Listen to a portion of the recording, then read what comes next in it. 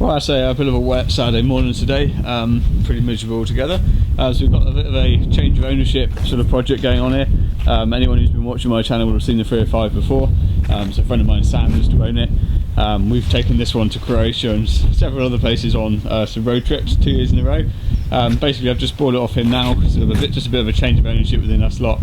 I'm going to basically use it as my daily driver. So before, obviously, it had the HDI in it, big turbo, remap, etc. Making around 170, 180 horsepower. Sam's kept the engine out of it for another project, which is fine because I want to drive it day to day anyway, so I need the insurance to be super cheap. Now, the car's a NA on the logbook, a NAD on the logbook, so it kind of made sense to put it back as a NAD, as ridiculous as that sounds, but it'll be basically the cheapest way of insuring it as a standard car. So there's a DW8 in there on the mounts at the moment, but I thought it'd be a bit boring leaving it alone. So I've got a random M62 supercharger lying around, so it's probably going to end up getting bolted to this at some point. So probably not now for a minute, I'll just get it on the road first, but I'm thinking in the long run I'm going to get bored after the first day, so it's just going to get blown. So basically dropping a Bosch on it now, so that it's already on there ready to roll. And the exhaust is a bit fairly hilarious in itself actually, because obviously we had the 3-inch pipe on the HDI, and it's actually the only exhaust we have for the car, so the 3-inch pipe is still on the car, and there's now a 1.9 NAD going down a 3-inch straight pipe, which is quite interesting to say the least. So just doing the Bosch pump at the moment. Doesn't actually bolt straight up just because the brackets etc don't fit the DW8. Obviously originally it was an XU9 NAD, now it's a DW8 out of a partner, so just working on that at the moment. You're going to use the bracket that I made for my MTDI on the 306. That will bolt right onto this engine. I've already modified it. So I'll be working on the bracket now, and we'll hopefully get the car up and running again shortly. Right, so that's the XUD style pump bracket bolted to the engine. So you just basically have to modify some of the bolt holes slightly and chop some pieces out the top for clearance. But the same principle applies, bolting that to a DW10, to MTDI, a HDI. This is the bracket that came off my old 16 valve MTDI engine. Right, pump's on now, we've got it running. I had to make a few more modifications to the engine now, I can have clearance, she's up running now.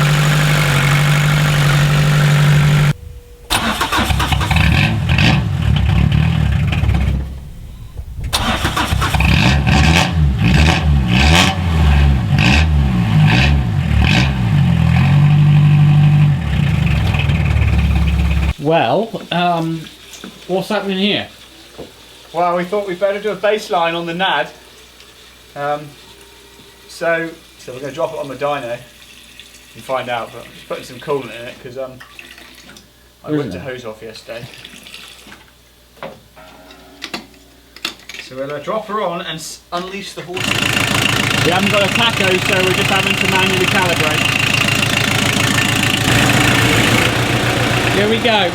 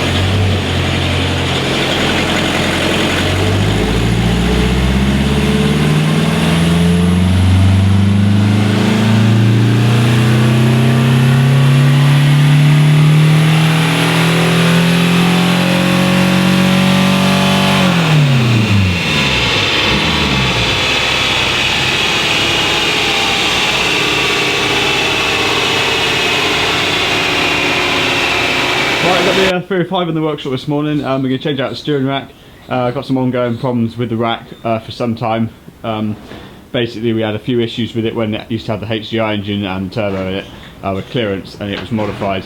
I think basically the root of the problem is the heat went down the steering shaft and fucked up the seals in the steering rack, which since then has allowed water and all to get in there. And basically what's happened is the steering is like stiffer than hell. It sort of doesn't centre, and it's just absolutely awful to drive. So we've got another rack up here on the bench, so we'll get that one in, put the new track rod ends and all on it, and then hopefully things should be a little bit safer going on down the road. Right, that's the offending steering rack out. It's a bit weird on the 305, all the gear linkages and everything are actually attached to the steering rack itself. You see I had to actually cut this off because basically this was welded in situ at the time to get out of trouble. And obviously that's, I think, what's caused the problem. So we'll get it all swapped over for this one, and I got a new steering shaft out of another 305 that'll then hook into that, and everything will be back to how it should be. Right, so as I said in the last video, the old NAD was getting a little bit gutless, to say the least. We had it on the dyno and it pulled 61 horsepower, as you saw, standard. So stuck a VE on it. Admittedly it probably would have made it slightly more if I just tweaked the pump up a bit, because the pump's not the original one. So yeah, it's making pretty much standard DW8 NAD power. So I had a spare charger lying around. It was going to go on one of my DTs at one point, but it never did. So it seemed a shame for it to be sitting there. So basically we bolted that up. I've just literally made two very quick and, well, fairly nasty mounts, but it's sort of doing the job. So that's bolted the charger on, longer belt, added an idler in the bottom. Then I just had to weld up two flanges for the inlet hose, and obviously the boost hose off the charger. And at the minute just plumb straight into the inlet, no intercooling at all. I probably will put the charge cooler back in line, which was basically on the old HDI at some point. But for now it's just to get a bit more poke, just to get things moving a little bit. I'm hoping to try and make it up to sort of standard XGD9 turbo power, so around 90 horsepower, which hopefully it'll do. I'm guesstimating around 4 or 5 psi. Charger's only spinning at half speed because I'm standard crank pulley, etc. I sold all the big pulley I used to use on my XGD. So hopefully it'll make 4 or 5 pounds at the manifold, which will get us up sort of 20-25 horsepower, which should make all the difference. It's a light car. Old 305 don't weigh very much, and I'm not trying to make any kind of crazy power, but it just seemed a shame when the charger was sat in there. And we don't want any rods making a break for freedom either. It's a completely stock DW8, so the bottom end is not particularly stout in these at all. So we'll stick it on the dyno, warm it up and run it up, and just see what it'll do. 305 with the blower.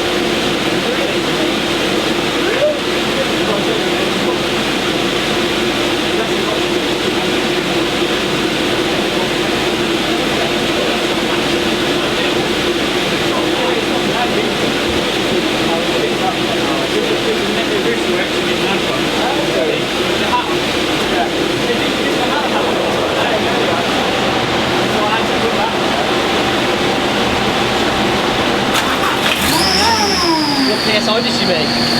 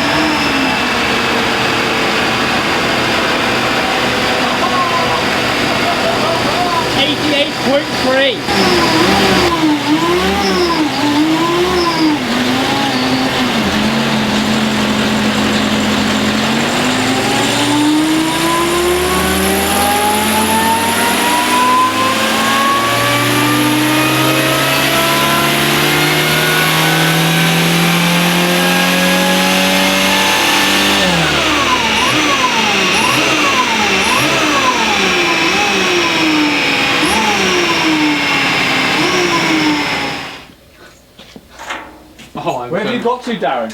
I'm having a few minor technical issues. I shall be there shortly. I'm so looking forward to the phone call this evening. Right. What are you on with? I've got a slight issue. Whizzing home, pick up Ivor Williams. Ivor Williams? Fuck, it must be serious. Yeah. 90 horsepower, I couldn't hold it. I put her in the cabbage. Fully?